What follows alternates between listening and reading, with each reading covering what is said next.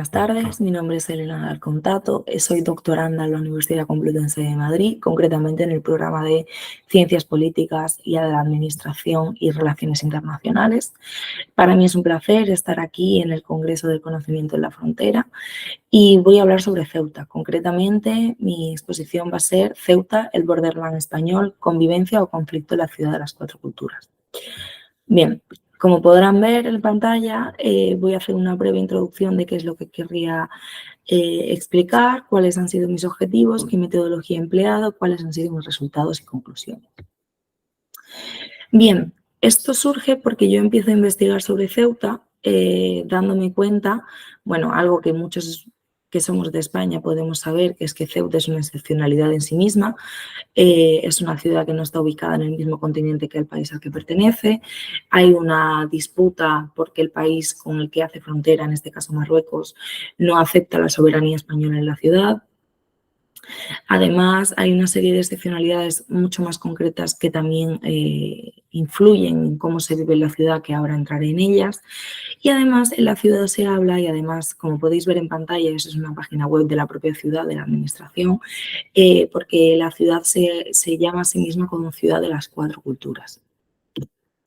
Bien, la excepcionalidad que comentaba, además de lo dicho, es que es una ciudad autónoma, no forma parte de una comunidad autónoma, tampoco es una ciudad perteneciente a otra. Entonces, tiene una serie de limitaciones en cuanto a competencias y a formas de actuar, a capacidad legislativa, etcétera, que afectan mucho al problema en el que entraré más adelante. Bien, como hablaba, se ubica en África, por tanto, ya no solo que no esté pegado, por decirlo de alguna forma, geográficamente al resto del país, sino que está fuera del espacio Schengen, por tanto hay que cruzar una aduana y se supone que no está contemplado en el territorio que la OTAN protege. Además, la población de Ceuta, hay una grandísima densidad porque estamos hablando de 85.000 habitantes en una ciudad de unos 19 kilómetros cuadrados, con una gran heterogeneidad. Como podéis ver en el gráfico de aquí, que es de elaboración propia, con una serie de datos cruzados de fuentes públicas y de investigaciones previas, sobre todo hechas por la gran investigadora Alicia Fernández, que ha estudiado mucho sobre la ciudad. Es verdad que los grupos culturales no se pueden ver. Aquí podemos ver que hablo de cristianos, musulmanes, hebreos, hindúes. Hay que entenderlos fuera del concepto meramente religioso, sino cultural, una forma de herencia familiar, no tanto si son o no practicantes en cuanto a la religión. Bien, entonces más o menos cruzando datos, porque es imposible hacer un baremo completamente oficial de esto, podemos ver que hay casi un 50 y un 50 de lo que serían personas cristianas o de ascendencia peninsular, por decirlo de alguna forma, y musulmanes o de ascendencia marroquí. Bien, entonces el objetivo que yo me planteo en la ciudad, en esta investigación, perdón, es que en la ciudad se habla de que la ciudad es de las cuatro culturas, que hay una convivencia, que hay mucha paz y que se lleva muy bien el hecho de la convivencia. Y entonces yo me planteo que en realidad hay un conflicto en la ciudad. Entonces, mi objetivo general es realizar una tipología, un análisis de este conflicto existente en la ciudad y de qué tipos de violencias hay. Esto lo hago en base a lo que se llama el triángulo de la violencia, que lo desarrolla el matemático y sociólogo Johan Galtung, que es sueco.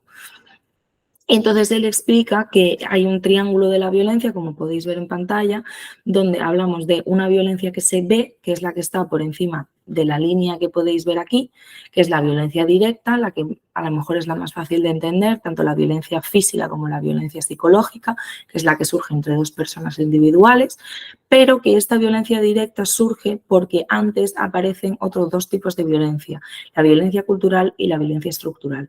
La violencia cultural es aquella que permite que la violencia directa se cree porque la ciudadanía empieza a normalizar una serie de comportamientos, de acciones, de pensamientos que lo van permitiendo. Mientras existe una violencia estructural por omisión o por acción, donde la institución, en este caso la Ciudad Autónoma de Ceuta y en parte el Estado español, debido a que Ceuta no tiene las competencias, Entonces, existe una violencia estructural porque la ciudad, en este caso es la ciudad, pero en la teoría, porque la institución que tenga la competencia o omite acciones y por tanto no solventa este conflicto o porque además lo acentúa.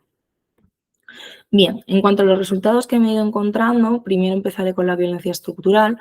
La violencia estructural parece clara en la ciudad. Si podéis ver el mapa que proyecto, eso es un mapa de elaboración propia con datos de 2019 y con fuentes en el INE, donde podemos ver que en la ciudad hay una fuerte diferencia una diferencia económica evidente entre los barrios del centro, donde la renta neta media por hogar es incluso hasta de 60.500 euros por hogar y donde conforme te vas alejando del centro y te vas yendo, se reduce hasta 3 veces menos, donde encontramos a 20.000 euros por hogar.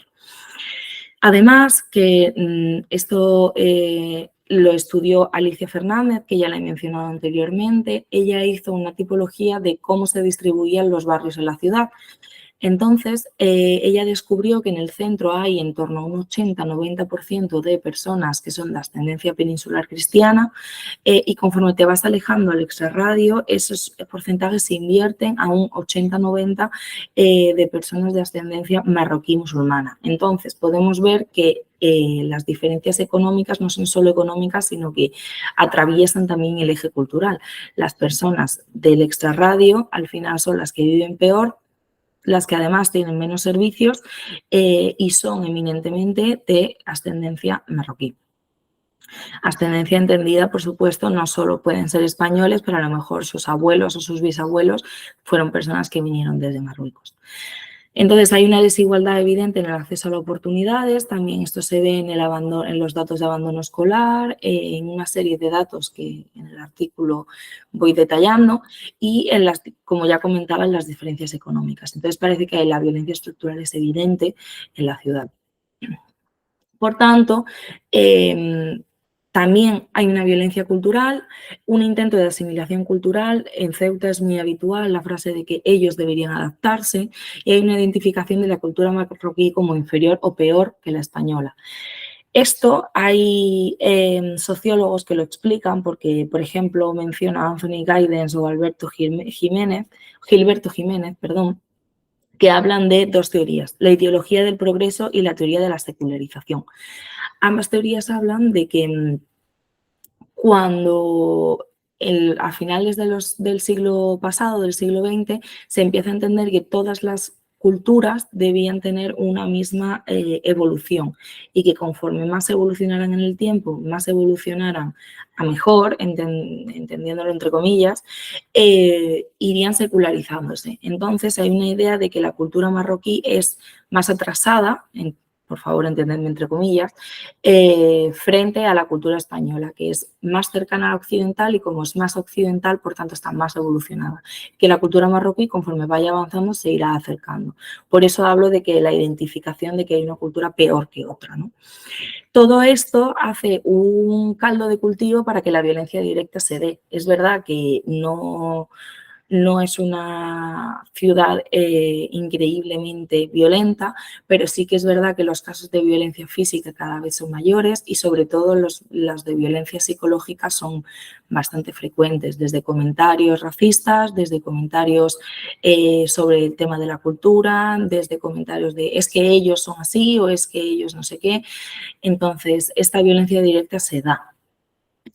Por tanto, con este artículo concluyo que efectivamente existe un conflicto latente que está derivando en violencia y que los diferentes tipos de violencia que vuelvo a proyectar en el triángulo de Galtung existen y se dan en la ciudad. Así que nada, muchísimas gracias. Para mí ha sido un placer poder participar en este congreso y cualquier duda, pues ya saben que pueden contactarme, además de en el congreso a través de las preguntas en el mail que dejo en pantalla. Un saludo.